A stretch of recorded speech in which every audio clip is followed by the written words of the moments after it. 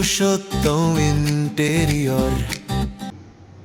হ্যাঁ, তো আমি ওনাদেরকে অ্যাকচুয়ালি আমি এখানে থাকি না, আমি নর্থ বেঙ্গলে থাকি। তো এই ফ্ল্যাটের জন্য ওনাদেরকে আমি সিলেক্ট করেছিলাম যে যাতে ওনারা আমার এই কাজটা কমপ্লিট করে। তো যাই হোক, ওনাদেরকে আমি দায়িত্ব দিয়ে গিয়েছিলাম। তো ওনারা দেখলাম এসে, আমি আজকে লাস্ট দিন, মানে আজকে হ্যান্ড ওভার করছে অনেক কাজটা।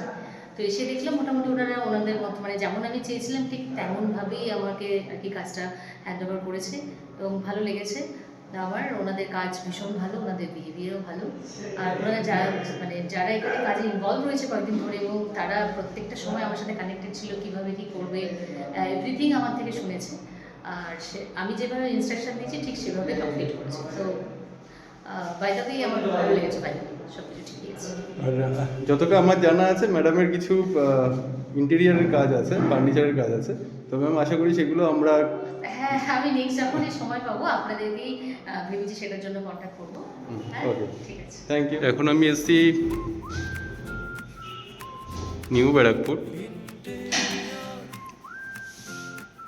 এখানে আজকে ওয়ার্ক কমপ্লিট হয়েছে। এটা টেক্সচার আছে, ডাইনিং আছে,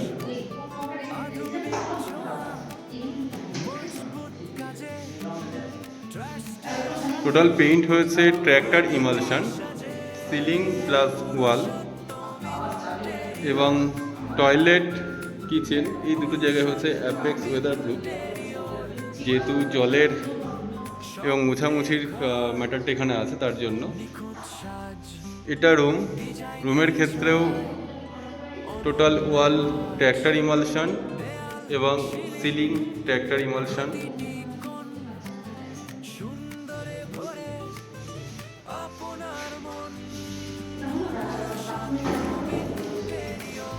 এটা second room, ceiling and wall both tractor emulsion.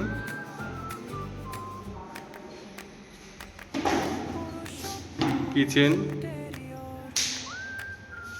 এখানে অ্যাপেক্স ওয়েদার প্রুফ আছে, অয়েল পেইন্ট এখানে দেওয়া হয়নি, যেহেতু অয়েল পেইন্টে একটা চিপচিপি ব্যাপার থাকে, তো সেটা ম্যাডাম চান না সেক্ষেত্রে। এটা রুম 3,